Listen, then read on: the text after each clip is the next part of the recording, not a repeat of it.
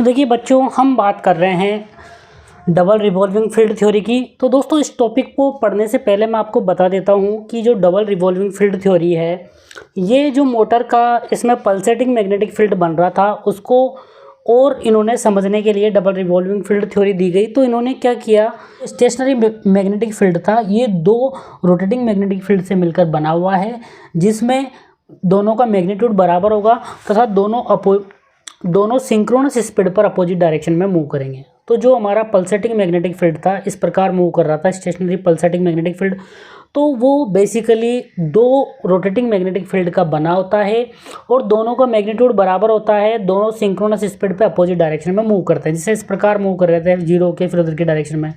तो यहाँ पे क्या होगा, देखिए इसके कारण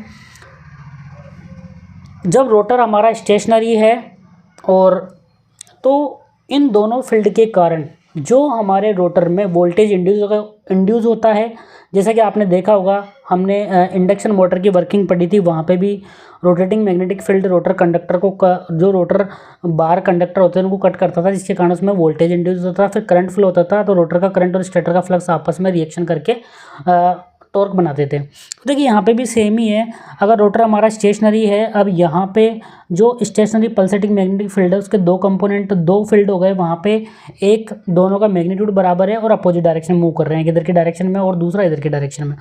तो इनके कारण क्या होगा, जो हमारा रोटर होगा उसमें भी दो वोल्टेज इंड्यूस होंगे जो कि इक्वल मैग्नीट्यूड के होंगे, बट ये अपोजिट होंगे। वोल्टेज इंड्यूस होगा दोनों में, दोनों फील्ड के कारण, बट इक्वल एंड अपोजिट होगा। तो नेट जो वोल्टेज होगा, नेट वोल्टेज कितना हो जाएगा, जीरो हो जाएगा। तो जो टॉर्क होगा वो भी क्या हो जाएगा, जो टॉर्क इन वोल्टेज के कारण जो टॉर्क जनरेट होगा वो भी क्या होगा, इक्वल तथा अपोजिट होगा दोनों फील्ड के कारण।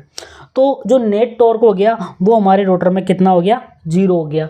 तो इसलिए जो हमारी सिंगल फेज इंडक्शन मोटर होती है, सिंगल स्टेटर वाइंडिंग के साथ कभी भी सेल्फ स्टार्टिंग नहीं होती है। तो यही डबल रिवॉल्विंग फील्ड थ्योरी है। Thank you so much.